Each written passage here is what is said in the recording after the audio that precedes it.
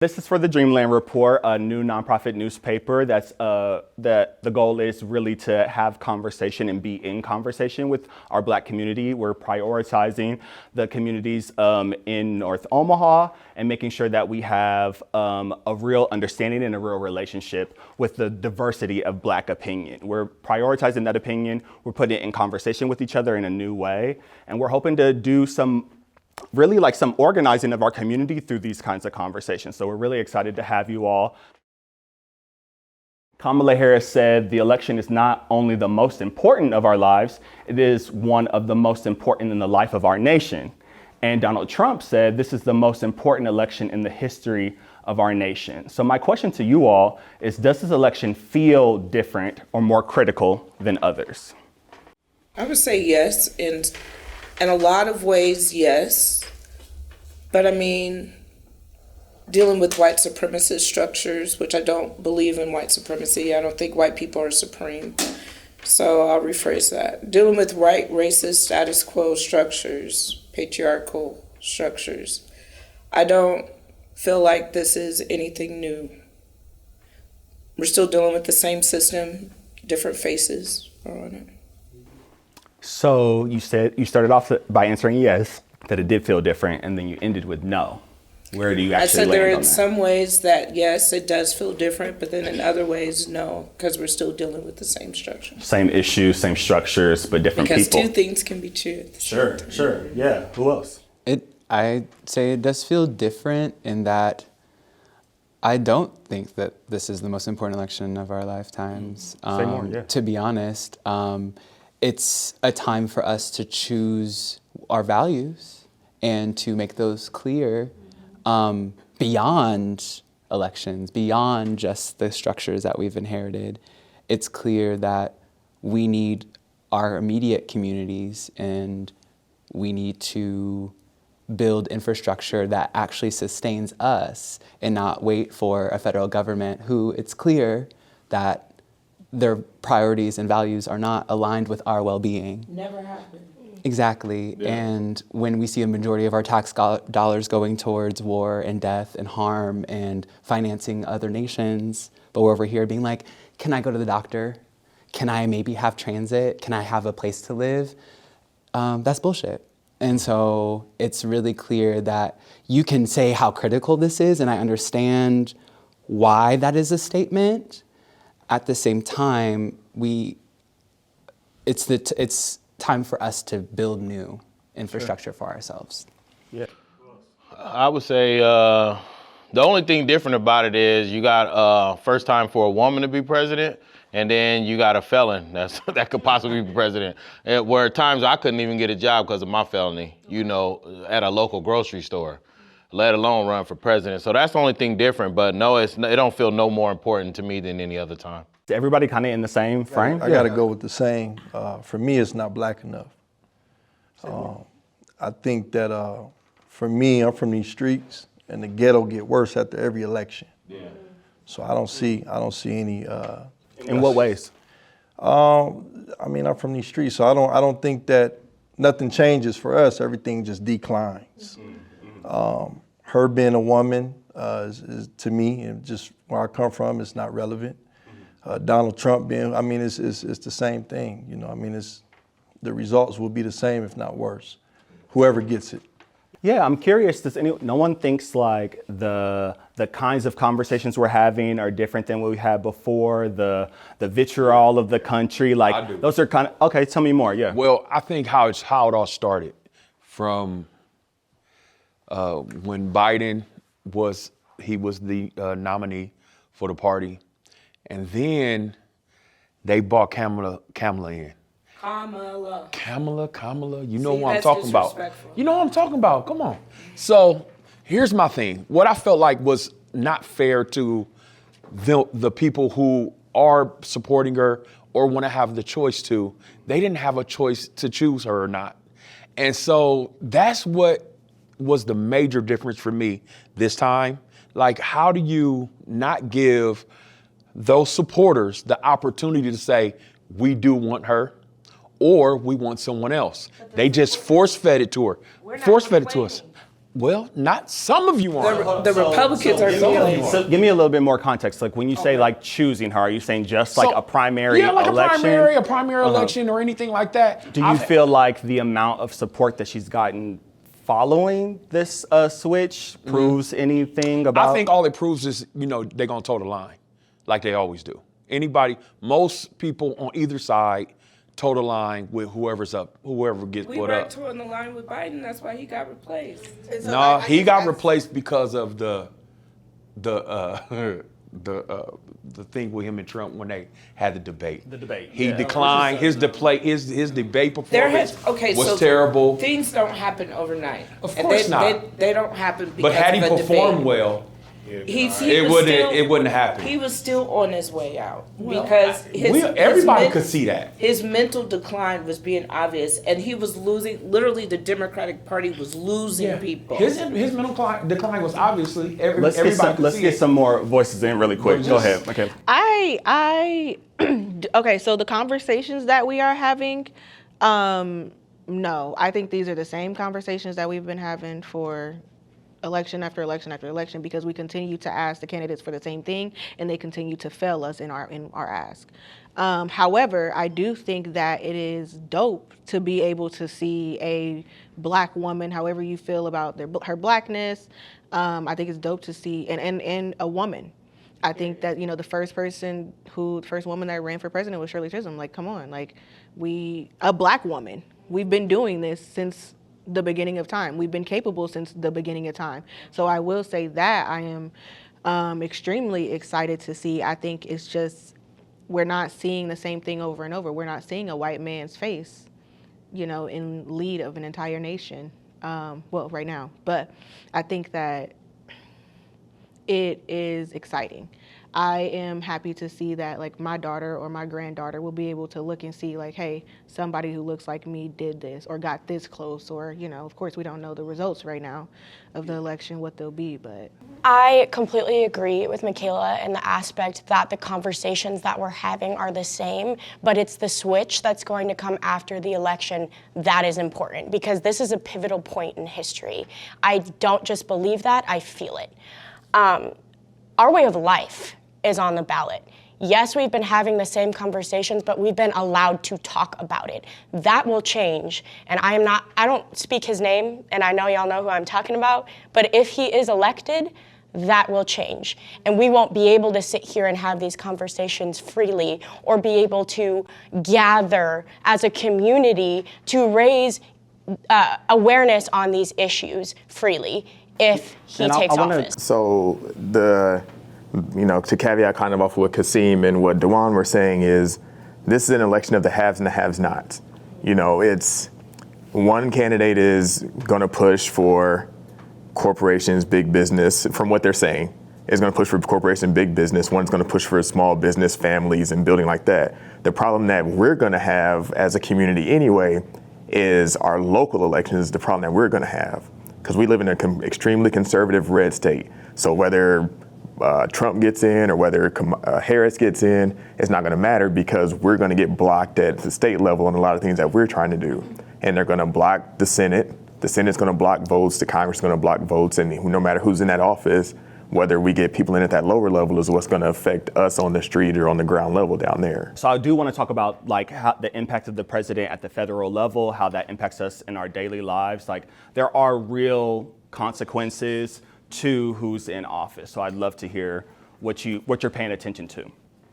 You asked why we wouldn't be able to be in these spaces and have these same conversations depending on who gets in office. And I think, for one, we had 4 years of that, and it was very clear why we couldn't be in these spaces together.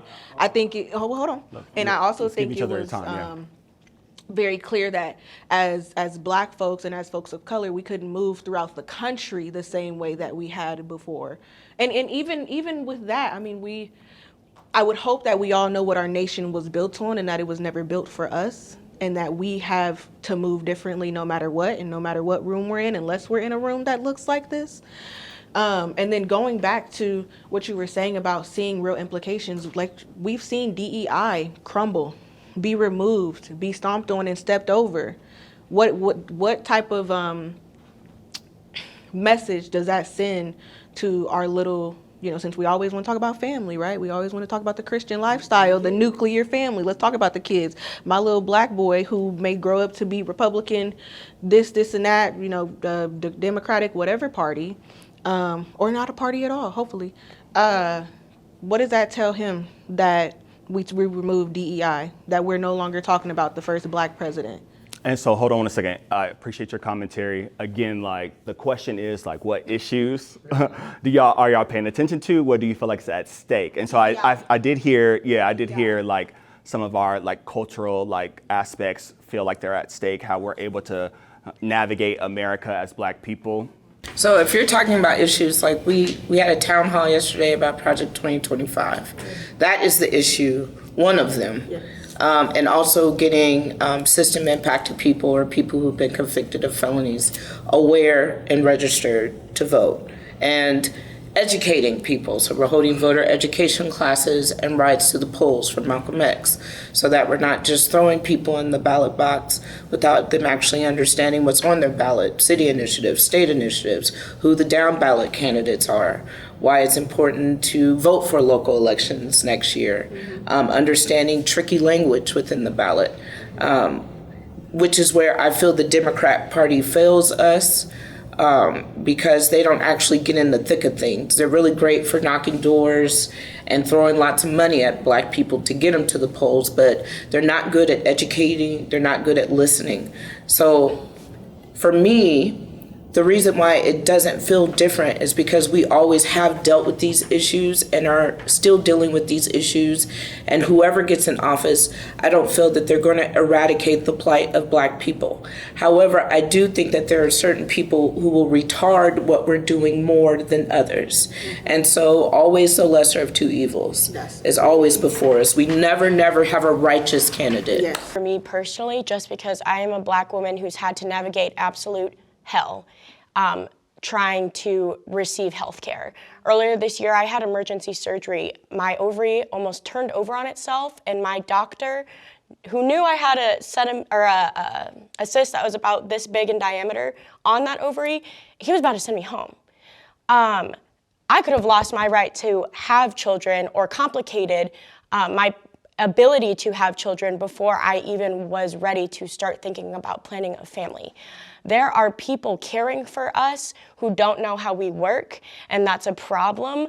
There are, and to piggyback off of what you said about bills, there are two in Nebraska because the government wants to confuse us in order to lessen the power. So I do think that education surrounding voting and educating voters before they go to the polls is just as important. But there is no rhyme or reason why if my safety, if my health is at the forefront of my mind, that it shouldn't be at the forefront of everybody else's. You know what I'm saying? There should never be, I should never have to question if I'm gonna lose my life bringing one into the world. Mm-hmm. And I mean, for me, a big issue is the environment and the use of land, the use of resources, especially water, and that, what we saw from 2016 to 2020 was a gutting of the EPA and a reduction of any regulations that preserve our water, that preserve our air, and instead resulted in tax breaks and benefits for corporations that pollute and do more of such. We saw the acceleration of pipelines, and we've seen it under the Biden administration as well. So we see where the vested interests are. Do I believe that either Harris or Trump are going to, really take on fossil fuels? Not really, but I do think that there are people who might align themselves with, say, a Harris administration that are advocates for the environment and are actual scientists and actually care about our well-being. Whereas we've had individuals be like, yeah, no, if he gets elected, I'm genuinely going to make life worse for you. And I'm proud of doing so.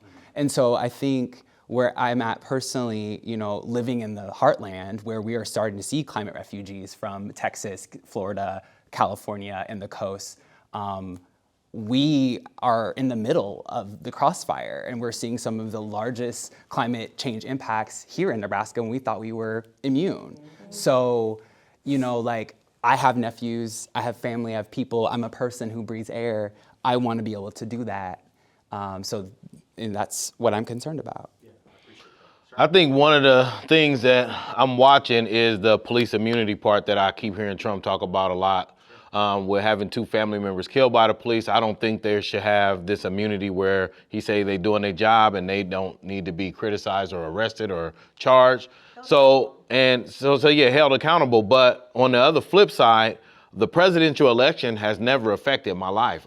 Maybe it's because I'm the type of person where you can't tell me what to do. So I'm going to teach my kids the things that they feel like they don't need to teach. I'm still going to train my kids on the use of weaponry and being a black man or black woman. And so the presidential election overall, that's the main thing that I'm only watching is if he get elected. I know it's still got to go through Congress and all that, but I don't want the police to have free reign to be in our community shooting us with no accountability. And I think that's what it felt like during his first presidency. So mine would be the economy. It would be the economy.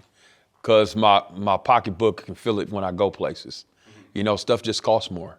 And that is, if anything, between the 2 people who get elected, it seems like that's what shifts the most.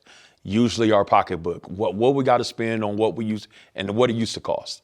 And so for me, recently, it's just been more expensive.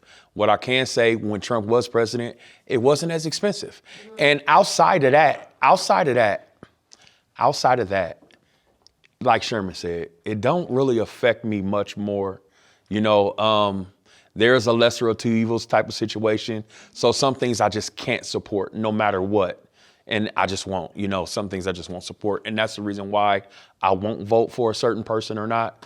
But other than that, you know, they don't have much to say over how I govern my life and how I choose to move. And so just to answer her question or to reply when she stated that we couldn't move around, I didn't feel that. I've never felt like I couldn't go somewhere, be somewhere, or do something if I didn't put my mind to do it. So if anything I ever wanted to achieve, anything I ever wanted to try, I've always tried it. And now there's always some type of barrier, but that's in anything you try to do. There's going to be something you don't know about what you don't know. And you just got to fight that and fight through it like anybody else would in any other situation. I think, yeah, Jaden, I think you had one. I was just going to comment on, I think, an important issue on the federal level, something that's impacted my family personally is like the cost of healthcare. Under the Biden administration, they passed a law to cap the cost of insulin. Excuse me. A lot of black folks, suffer from diabetes, just from, having food deserts. North Omaha is historically a food desert as a result. Lowering the cost of healthcare so that, we're costing or capping the cost of prescription drugs at $2,000 a year. That's something that impacts my grandmother personally. I could see that going away under a Trump administration. Now, I echo and, probably agree with everyone here that, under a Kamala Harris administration, everything is not going to be fixed. Everything is not going to be perfect. Certain things do get worse. Each and every single time. Echoing what Dewan said with the climate change, the cost of healthcare and the DEI situation, there's certain federal issues that I think we as Black people need to have a honed in issue on and really focus on that and seeing how we can just organize amongst ourselves too. Kazim, any thoughts? Anything you're paying attention to? Man, I'm a Black nationalist. I mean, and so I was raised on the teaching of the Honorable Minister Louis Farrakhan and Marcus Garvey and all that. So I'm with Sherman. It doesn't, for me, just the whole thing is not Black enough. I'm just sitting here listening, and we put too much emphasis into the whole thing. I bought land under Trump's deal. I had the most success financially under Trump's deal. I would have had the same success under whoever. For me, it's just not Black enough. There's no representation. I'm tired of not seeing representation that represents us. Kamala, she's not of our yoke. Trump's not of our yoke. None of them is ever, so I don't know. I'm listening, And I'm just forgive me. I'm here, but I'm removed because of my success, not mattering or it does for me. It doesn't matter who's there. Our situation as Black people have gotten worse each and every time in the ghetto. So I represent the ghetto. You see what I'm saying? So I don't know. I'm listening. I want to move on to the next question because I feel like you all touched on that a little bit. One of the obvious major differences is this is the first time in U.S. history we've had a biracial Black woman secure the nomination for candidate for president from a major national party. Since she secured the nomination, she's raised over $1 billion in campaign donations. We had this conversation in the past with Barack Obama, another biracial Black man. And there was a lot of mixed ideas around like the effectiveness he had in the role as president, like what he was supposed to do as a biracial Black man for our community specifically. And I wonder if y'all are having the same thoughts, or do we not have that conversation anymore because some people feel like they were let down, some people feel like, you know, Barack did his thing. Are we having that conversation this time about Kamala Harris? Well, for me, I'm gonna say this. She lost me when they asked her, did she plan on doing anything specific for Black people? Her response was, what I do that's good for Black people will be good for all people. Our circumstances and our situation is different and unique from every other culture in America. There's no way by you progressively pushing everybody else forward and thinking that you have to give us something to get us ahead of the line. You see what I'm saying? So that we can get ahead too. But she wants to be equal, and I'm not in the playing field of being equal. I don't care about equality. I represent Blackness. You see what I'm saying? So for me, and then what they did to Obama when he was in his position, they made him immediately denounce his Black pastor because they felt as if his Black pastor was too Black or too militant or whatever the case may be. So it's the same stuff, man. You know what I mean? So neither one of them, I don't see myself in none of them as a Black man, period.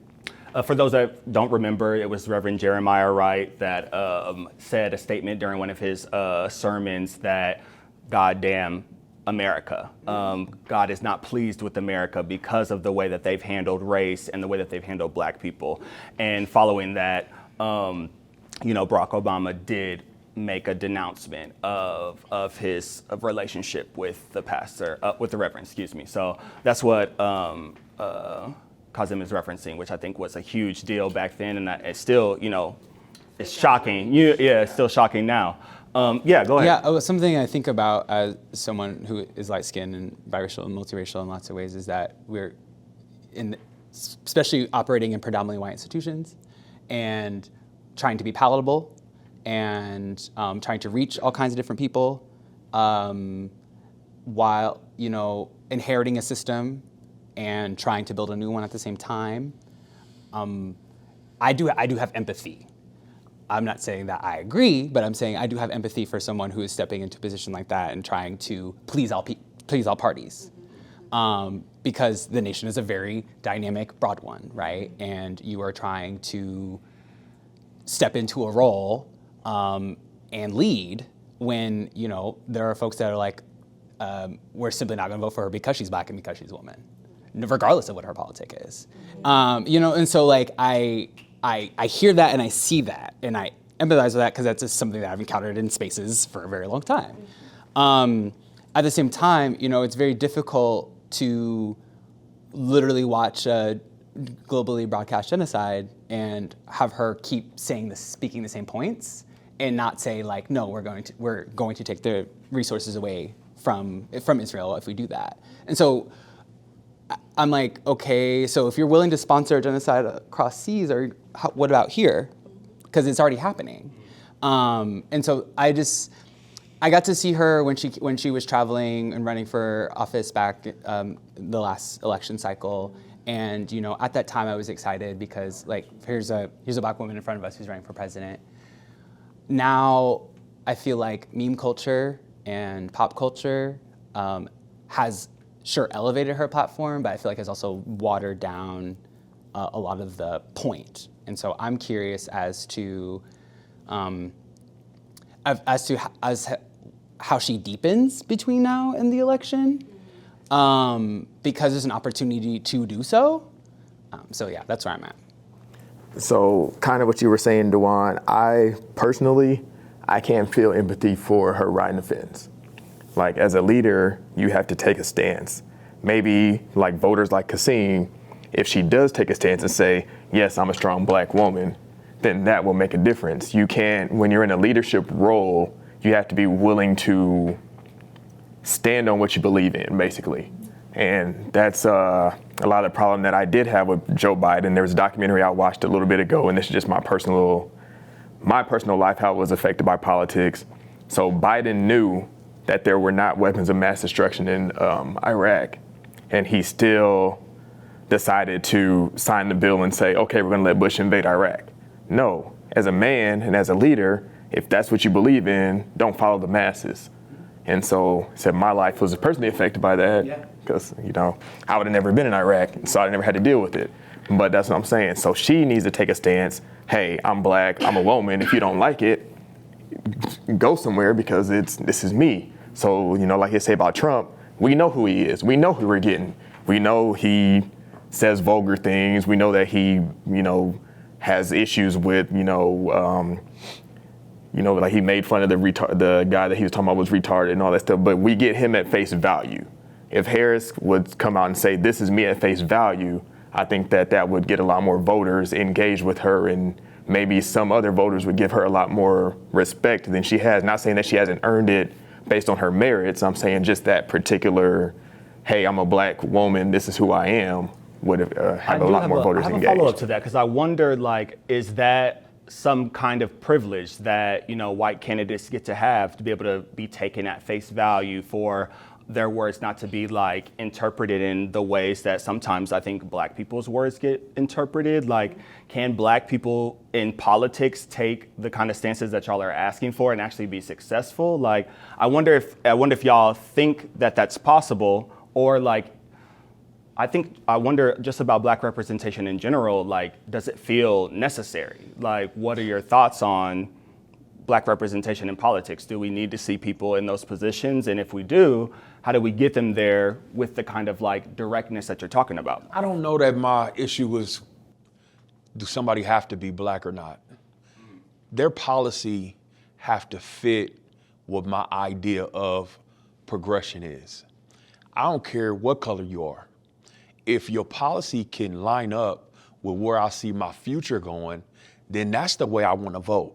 I want to vote according to how can I best provide, protect, and secure my family.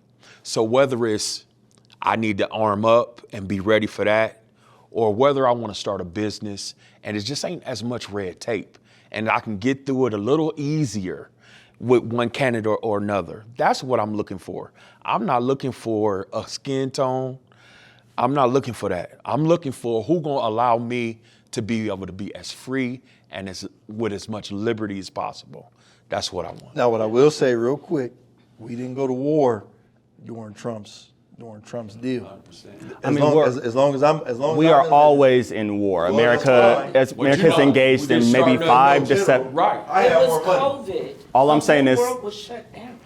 Yeah, all I'm saying is that war was still going on. We are currently engaged in maybe 5 to 7 conflicts. That is in perpetuity. Nothing new was started. Since this country started. So we're always at war. Yeah. Me too. So I just want to make that point. It was easier. Does anyone agree?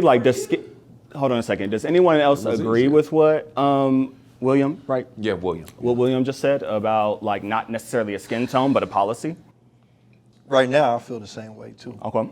I think versus when Obama was in office and when he was running first and second time, I think there's a lot more critical focus from our generation, I think as Black people in general, on what she is running on or what both candidates are running on than before. I think there was a lot of hope, the hopey and changey message of Obama kind of, got people's hopes up, and then he got in office and folks were disappointed. So I think it's beautiful to see that we're just having a more critical conversation as folks about what the type of future we want to see and like policies, you know, in our candidates and stuff. I think when you're talking about black candidates, right, running this country, Yeah. right? Black people right now currently is in a very survival type situation. And so when you talk about coming right out and saying, I'm gonna do this, this is for the blacks, are you gonna still get that support, enough votes from the black people to come out and support you and vote for you and get you in there? Exactly. Because black people is still focused on so much other stuff. Most of them ain't voting. But if, you know, you gotta remember she's in the executive position, not the legislation position. So she can say what she wanna do. Are they going to agree and pass it in this country where it was never meant for blacks to be considered a person with property to them still in their mind?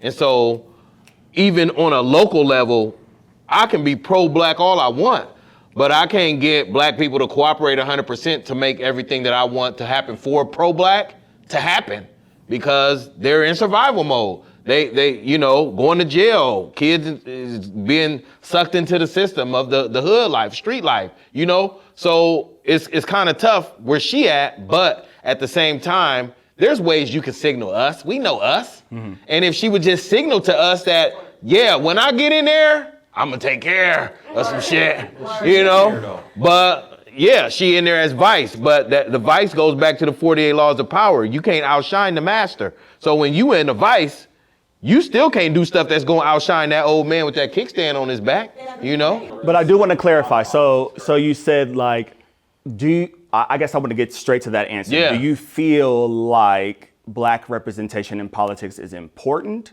Like, obviously there is some nuance to how explicit you can be, or I guess how explicit you want to be when it comes to policy and signaling black people, but does black representation matter in politics? I wouldn't say feel, but I think it matters for young people that want to get involved in politics. So seeing somebody in that position, yeah, is great.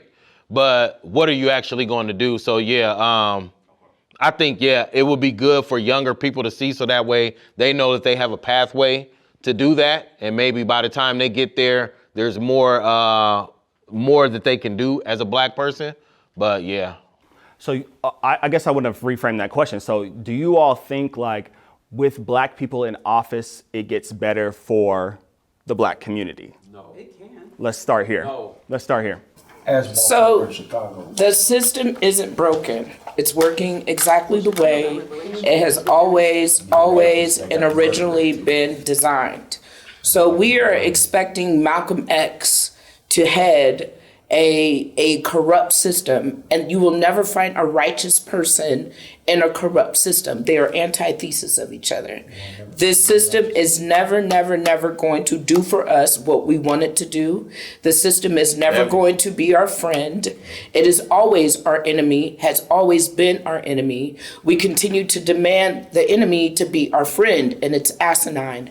We continue to demand that the enemy teach our children. We continue to demand that the enemy grow our food. We continue to demand that the enemy give us jobs. And like Malcolm X said, it makes no sense to demand your enemy protest in the street, your enemy, for jobs, for his friendship, for his soul. They're completely different than us. They're not like us. So I never, ever, and I'm political, but I'm not working the system because I believe the system is ever going to do me any good. That is not the point of it for me. The point of it for me is to learn it so I can replace it with a different system. We are never going to be able to do anything until we get organized and politically mature and educated. And people don't want to read. It is not anybody else's fault that you don't want to read with a supercomputer in your pocket. People don't want to do the things that it takes to do to actually empower themselves. It's easier to sit and complain and point fingers and talk about what everybody else ain't doing. We have a responsibility to ourselves, regardless of who is in office, to better ourselves. So that's why it doesn't matter if it's Kamala, Trump. At the end of the day, I am going to be the only one who's responsible for my role in this community, not anyone else. I'm gonna say I don't agree, because we got cities that are ran by majority, and I mean, this is a local level now, cities that are ran by majority Black people. And I mean from the mayor, district attorney, all the way down to the legislature. And some of those are the worst urban areas in our country. And so if that's the example I got to go by, I have to say no. I think that's interesting. I do think there's a little bit of nuance when we talk about cities, because cities are engaged in state politics, and rarely is there any state that's run by a majority Black legislature. I feel confident in being able to say that there aren't any states that are run that way. Though, without the lived experience, you're not connecting. So you can have your education all you want. If you don't have the lived experience to understand what the Black people are going through on the gutter level, it don't matter if you Black, white, or whatever, you ain't getting in there. So the kind of Black person. Two definitions of Black right now. Okay, that's interesting. I think that's really interesting. Another major difference we are seeing in this election, if the polls are to be believed, is that former President Trump has been forecasted to have 20% of Black men's votes in this election, and which would be historic. Would be the first time in history that much of a margin of the Black community gave their vote to a Republican candidate. I kind of want to hear, if this came to be, if it would be historic. Does anyone believe the polls when it comes to how Black men are voting specifically? Yeah. Well, I'm going to say I believe that one based solely off of Kamala's attorney record in California. A lot of people believe that she treated Black men unfairly when she was out there in California, and I think that that probably plays a huge role in how she's being viewed now as she's running for president. I just viewed on conversations, 4 years ago. So when I came out as a Republican or conservative, I wouldn't say Republican, but just more conservative. This conversation with some Black men I couldn't have. And now I can have it more than I've ever had. And we have a lot more common ground and viewpoints that we share. And so I'm gonna say I don't know if it's quite 20%, but it's definitely more than it's ever been from just conversations I have. Yeah, I think to that point, political dynamism, like people are far more nuanced and complex than the two-party system gives us credit for. I, for one, am registered as an independent here in the state of Nebraska because neither of these parties represent me, especially on a local and state level. And when I talk to my peers, I'm 30, several who are my age or younger are like, this isn't me. None of this is. None of these colors, none of their flags, none of their whatever they're talking about, it has nothing, is not worried about me. They're not asking for my innovation. They're not asking for my creativity. They're not elevating and making sure that I'm in an environment safe enough to live another day, let alone, I keep coming back to what are we doing? What infrastructure are we building where we are? Because that's what we have to respond to. That's what we have to be accountable for, and I hope there's new parties in the future or different other avenues of representation, because then we could actually have people who truly represent our values. When the Black Panther Party was a party, that was an opportunity for a platform to be built on experience. And we need to see that again. I appreciate Dr. Cornel West running and several others. Jasmine's campaign, there's that duo campaign that's running, or the two women who are running side by side. There are examples of different campaigns that are being run right now. So I feel like this election right now is beautiful in that the alternatives are starting to emerge. And I just really hope that, especially young people, see themselves changing this paradigm. I want to hear from some of the Black women, obviously, what do y'all think about this statistic specifically? Does it say anything? Does it mean anything to you all? MAGTOW. I think, Go your own way. yeah. Oh, no feelings about? No I think feelings it's about a the choice? testament to the violence that Black men are subjected to throughout all aspects of their lives. I work with students who really don't understand a lot of policies, but they still follow that conservative side because he's saying things that they're thinking inside. As far as the economy goes, I don't believe the country should be ran like a business because we're people. This system has never worked, and it will continue to not, because as this nice young lady up here said, I'm sorry, I don't know your name, Shamika, okay, it wasn't built for us. So to find that Black men are going to the polls in numbers to vote that way, I understand why, and I also think, like what you said, that there's a point for that. Like, we're meant to be divided at this point in time. And until we can start having more critical conversations surrounding why we think the things we do, and then further questioning why we think those things, are those actually our thoughts, or have we been brainwashed? That's all I have to say. Yeah, that's strong. I want to hear from you. Do I have an opinion on it? Not really. I think that, so some of the conversations that I have been having, I'm trying not to be like, I can just say. The Black men that I know, they're very rooted in their masculinity, and they stand in their masculinity. So they're not afraid to vote for a Black woman. A lot of the Black men that I know that are voting for Trump are simply voting just because they don't want to see a Black woman in a position of power like that. And so if that's the case, then thank you.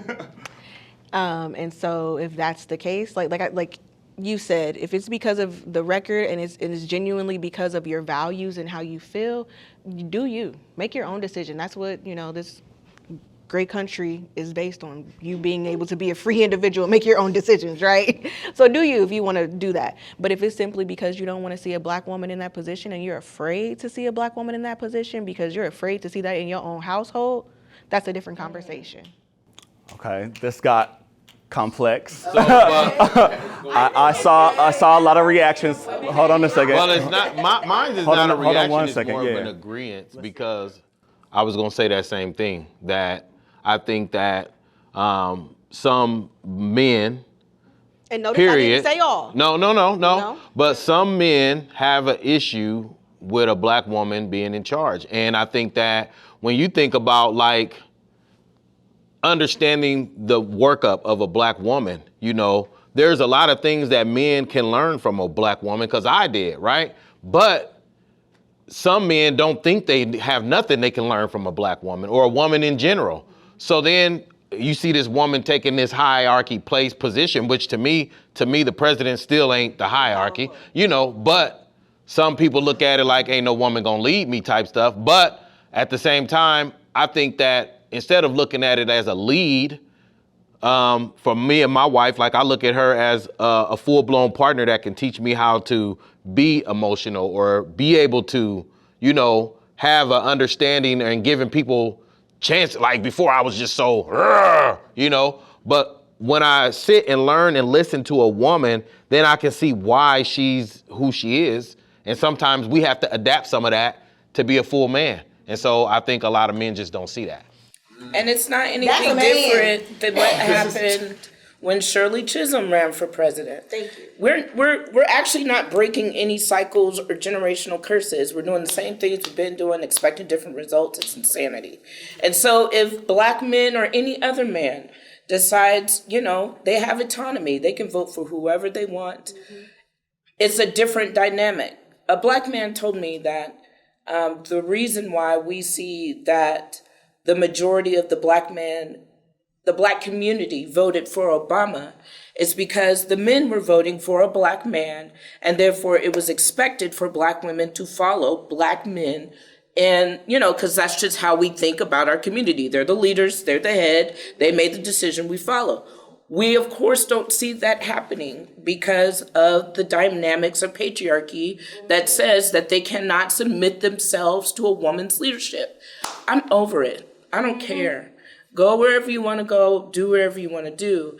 It's a different time now where women are not dependent on men the way we used to be. Who depended on a man? Can we have another podcast about that? And I say that because one of the biggest tenets of MAGA in my book is Make America Great Again, goes back to a time where women did not hold property, women did not have bank accounts. not Women vote. were not able to vote. So when you discuss a MAGA, you're not only discussing a time period where Black men weren't enfranchised, Black women period, were not enfranchised. And when we're discussing Make America Great Again, it's not just a political transfer of power where you see a Black woman holding an executive office. It's also a financial transfer of power where now even our Black Wall Streets, women still couldn't own property. Women still couldn't have bank accounts. Now we can. So now you see Black women making money we've never made before. Now you see Black women holding property, building businesses, doing things that has never been recorded in this country. And there's a transfer of wealth and power that's happening that the status quo is even unconsciously bucking against. And so I guess what's being said here is that this is a social backlash. Like Donald Trump, former President Donald Trump, kind of represents a social backlash to some of the progress that you've seen. I want to hear from you, William, on that one, and then I want to go to Kazim, because I think there was a lot said about like the perspective of Black men. So I just want to bring that back and see if we're in agreement. There were some agreements and then some not agreeing. So yeah, let's hear about that. I fall back to, I don't care if Kamala had a history of great performance and leadership and her policies was something I could support, I wouldn't care. Because for me, I just need to see that you were able or you were capable. I can't go off how you feel like you feel. Your feelings and your vibe you want to put out, that don't put food on the table. It don't protect my family. It don't allow me to move how I want to move. So that's the reason why I don't support her. It don't have nothing to do with her being a woman, not being a woman, being Black, not being Black. None of that it's irrelevant for me because she don't touch my life in a sense. She's not that close to me like that. Mm-hmm. You know, when I talk about Black people and family and I'm talking about people that I know and love and see every day. Them my folks. You understand what I'm saying? Kamala ain't my folks. She ain't somebody I'm with like that. Neither is Donald Trump. So which one of them are going to allow me to prop up who I'm with? Which one of them going to allow me to support the people I see every day? The best. That's who I'm gonna vote for. Whoever can do that for me and whoever has proven that when you running something, I'm gonna be able to move like that, then that's what I want. But I think this also speaks to what Black men believe the priorities to be, because the both of you have said that money. Thank you. Both of you have said that during Trump's administration, you were financially and go back a little bit off. to us. I'm sorry, I'm trying to have a conversation. Yeah, but you can talk, but that was intense. Yeah. So. I may have mistaken how I represented that. I'm financially well off either way. Okay, because that's not what you said. What I just said it was better. So just to clarify, yeah, he talked about how he felt like the economy was better under Donald Trump's leadership and better on his pockets, and things feel like they cost more now. But so if it's better and easier for me, and I'm the one who bearing the brunt, but financially, then that means it's better and easier for my woman and my wife. Take a second. And everything related to me. Take a second, y'all. I'm okay. I'm fine. Kasim, go ahead. I didn't get to finish what I was. All right, hold on, because we're gonna go here and then we're gonna go here. Yeah. So I agree with what Sherman said, and also my brother William right here. So as one who provides, it was a lot easier economically under Trump. So that's what I meant when I said it economically. I'm the one that has to provide, okay, as a head of my household. That falls on me. What about the head of my household? Hold on, you guys, hold on. Okay, Well, hold on a second. Let him give his perspective, and then we're able to respond. Yeah. So we're close. We're close. So let's just keep it together. Go for it. So when we, that's what we were referring to. Okay. I like an idea of a Trump because he's honest. He's an honest racist. Okay. It gives me an opportunity to prepare properly. Whereas I don't have to deal with the disguised Kamala, okay, who's pushing still at the end of the day another form of white supremacy, a dishonest form. You see what I'm saying? That's not going to tell you to your face, okay, whereas Trump is. and then we get back to this conversation about Obama or black men, because I was for Obama too until he denounced his pastor for his blackness. Okay, so for me, I love his honesty. And then when the Jewish community came to him and offered him money, he said, "I don't need your money.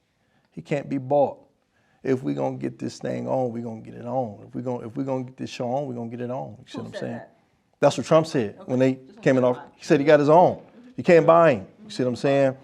So for me, we do have to interject a little bit. I apologize. Hold on. We do have to interject that we saw during Donald Trump's presidency a ton of conflicts of interest when it came to his Mar-a-Lago property, how he was inviting foreign nationals and foreign diplomats to stay at his hotel. Like, there are many examples of him utilizing the office in a way that felt like he was could be perceived as him being bought in different ways. So I know that he made that statement, but his actions didn't necessarily like reflect that kind of like financial like independence. You know what I mean? Which I think here at this level we engage in a little bit more. And so go ahead. I didn't get to finish. Yeah, I do want you to finish. Yeah, I didn't right. want that to just be on its own. That's fine. Yeah. I pay attention to actions. Yeah, of course. You see what I'm saying? So for me, as far as the conversation about masculinity and femininity,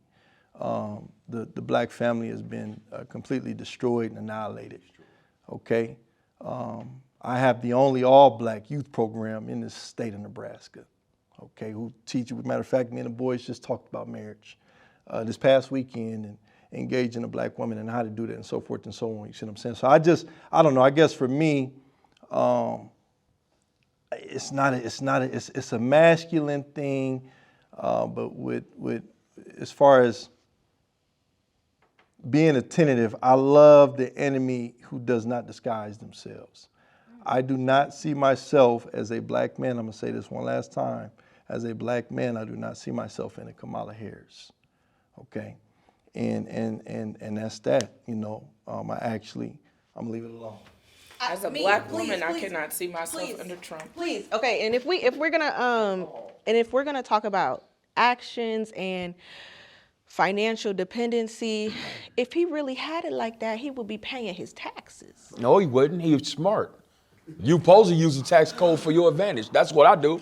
I pay no taxes because but we go to jail for it, baby. No, I ain't never been to jail. We go to jail for it. I ain't never been to jail for it. I don't want you to even be close to coming to jail. So with that's my thing with the whole financial dependency and talking about actions. I think we've seen his actions. He's made it very clear, not to make it a whole debate thing, but I think we've seen that. You be making comments back in my ear, and it makes me. But I think I don't want us to go too far in the weeds either. Like the issue that we're discussing is like, one, do we believe that black men are becoming more conservative than they have in the past, and like what that means to us as individuals and community. So I let's guess stay in my that question, space. my thing is, when did we decide that it was okay to agree and be in alliance with a racist just simply because he's open to being a racist?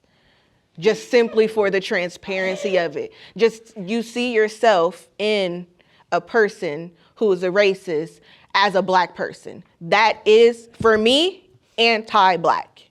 I will never see myself in someone who does not believe in the value of my life and what I bring to the table and what I bring to my household as well. Because I think it's a generational thing too. As a black woman in this day and age, I'm my breadwinner. I make my own money. I make sure I make decisions in partnership with my black man who is very secure in his masculinity and who pays his bills and who treats me the way I'm supposed to be treated. Because you just talked about talking to the young black men about all the relationships and marriage and stuff. So that's what I have to say about that. Appreciate that. Dewan. Yes. So I identify as non-binary, two-spirit. So I do use various pronouns. And something that I've had to do is justify my blackness within a world that's pick a side, right? What's the problem? What did you say? Pick a side. Pick a side. Pick a side, right? You can't be this and you can't be that. When I look at a Trump administration, I don't see myself. When I look at the Kamala's administration, I do see some elements. And maybe there's enough window to maybe survive enough for us to build the infrastructure. So I'm constantly thinking about like, who's gonna give me enough of a window? Because this whole ship is sinking, right? And then to the degree about conservatism, and like black men aligning with this 20%, well, I mean, when money is your priority and power is your priority, then conservatism serves very, very well within the United States. It's about exploitation and extraction. Capitalism is specifically about that. It's not about equity, it's not about sustainability, it's not about access for all and making sure that people who've been on the margins can't participate. It's about how much can you take from those who do not have to self-enrich yourself. That's what the United States is built upon, and that is why industry carries the way that it does.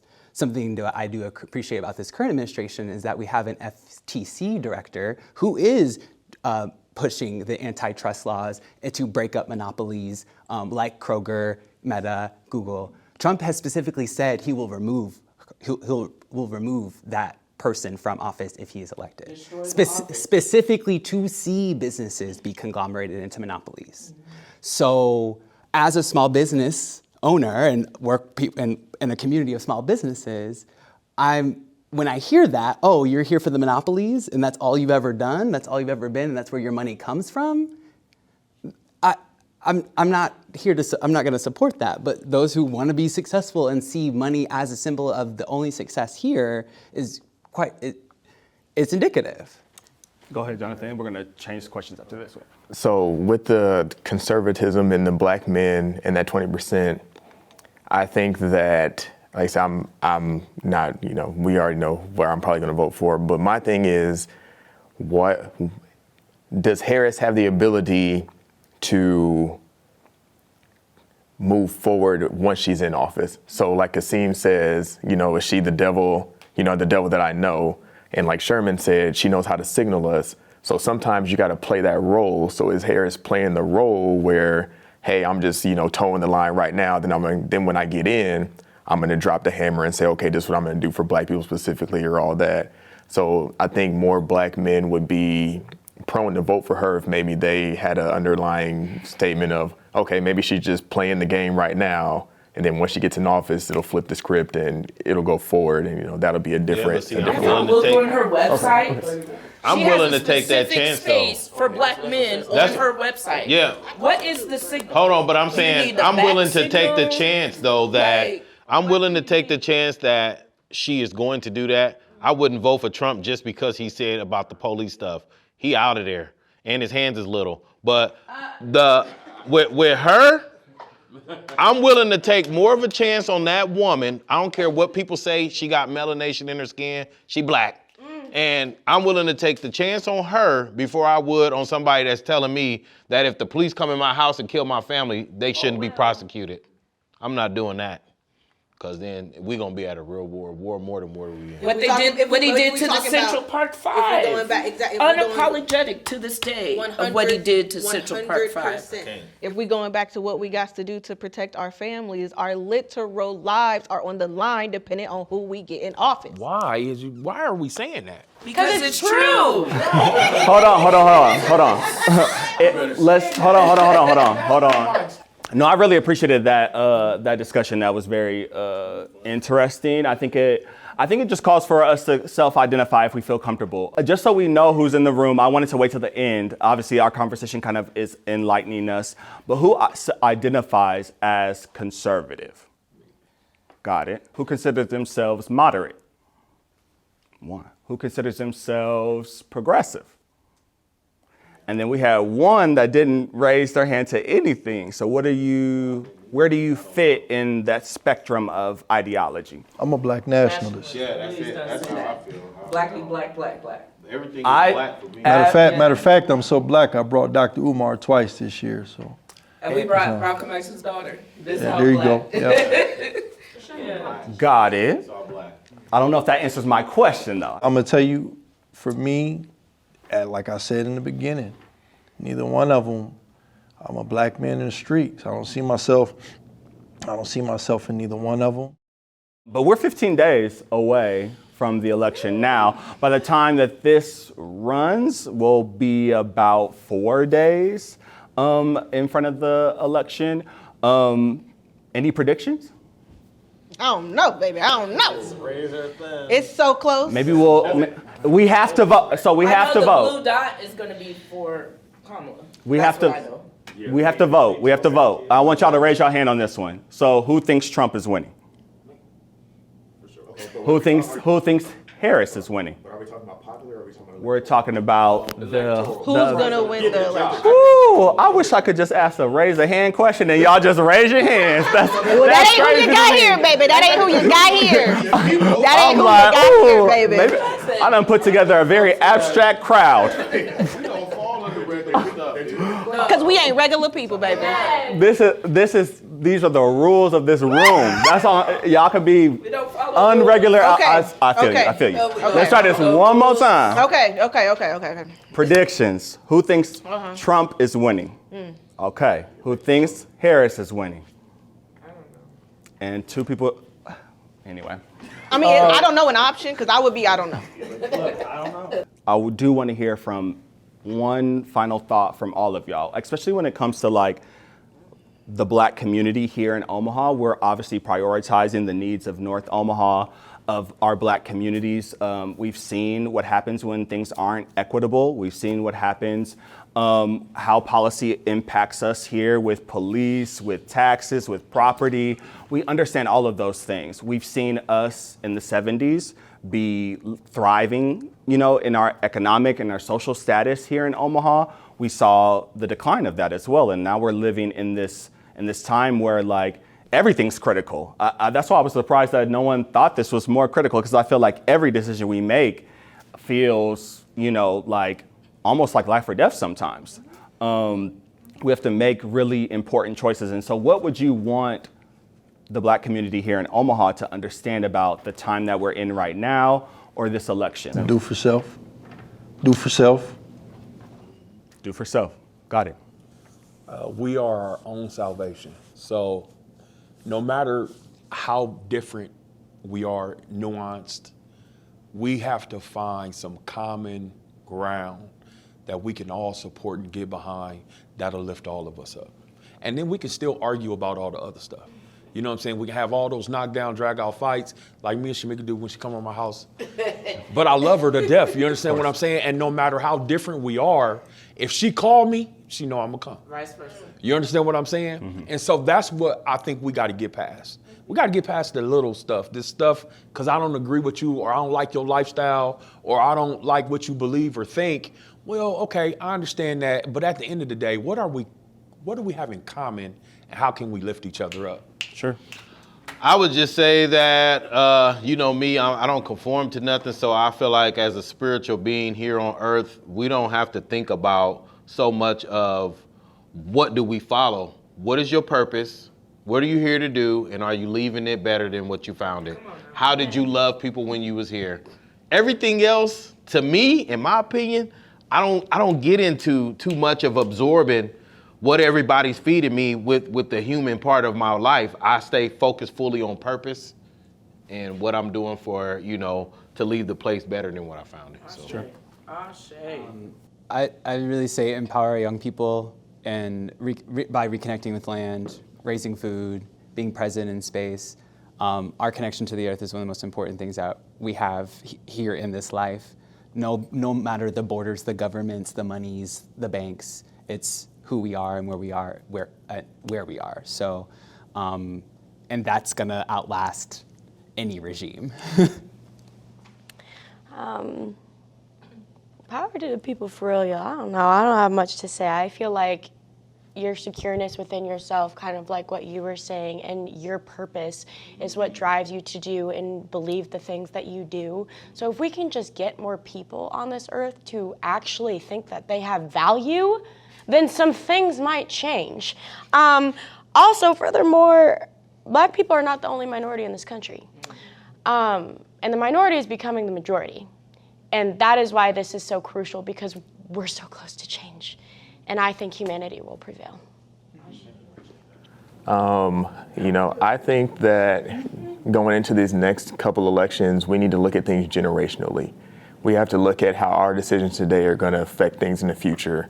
Like DeJuan was saying, with the economy, or even like Mr. William was saying back here, he may have different views politically, but at the end of the day, he just wants to feed his family. So let's look at what we can do, where we can feed our family. We got these abortion bills on there. How is that going to affect women? How is that going to affect reproductive rights in the future? I've got 3 daughters. So how's that going to affect them? The marijuana bills on the thing, how is that going to affect things going into the future with taxes and all that? So let's look at how these next couple of elections are going to shape the future for who we're trying to lead the world to. I love the comments so far. What I would say is voter education. Do not go to the polls with ignorance. Because education is the passport to the future. Tomorrow belongs to those who prepare for it today. That's Malcolm X. Our people are not politically mature, and we don't know what politics is supposed to produce. That's Malcolm X. I am for the truth regardless, whoever says it, and I'm for justice. It doesn't matter who it's for or against. It's Malcolm X. I really feel like our people are perishing because of the lack of knowledge. So understand your ballot, know what you're here to do. Purpose is huge. Knowledge of self is huge. We don't know ourselves. We don't know each other. We don't understand the world we live in. We really need to disconnect in ways and reconnect in others. I think we are all existing in the context in which we are supposed to be, especially those of us here today. I would say that we have an unprecedented number of ballot issues on our ballot this year that we can directly affect our lives, whether we choose to vote for or against them, like reproductive freedom, paid sick leave, whether we're sending public taxpayer money to private schools or not, and choosing our own medicine.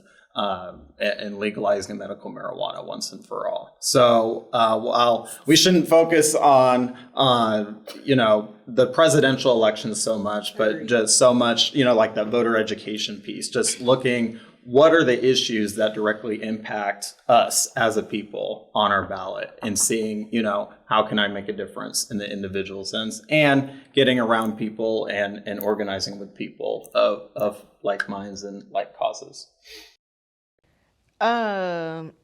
Maybe I'm just not mature enough or there yet. If your values do not align with mine in the sense of my life and what I believe to be safeness for my family, I'm not dining with you. I'm not breaking bread with you, and that's the way I feel. So I don't want. I mean, that sucks. That's my last message, but that's the way. That's the way I feel. Yeah. I need to know that when it comes to, I haven't eaten, so let me say that. I wasn't sure if it's gonna be food here, but. Maybe that's what it is. But also, educate yourself. Make sure you educate yourself. Make sure you don't just go to the ballot, to the polls because you are dedicated to this party. Make sure you are voting in alignment with your values and in alignment with what you want to see in your future, and not just your future, but your children's future as well. Because I think we are currently seeing the systemic impacts of our previous generations and what they did and didn't do. And then I also second living in your purpose and walking in your purpose. If your purpose is to make the world a better place before you leave it, do what you do. I appreciate you all for being here, for sharing your thoughts candidly and having a vibrant discussion about what we hope for our community and for ourselves.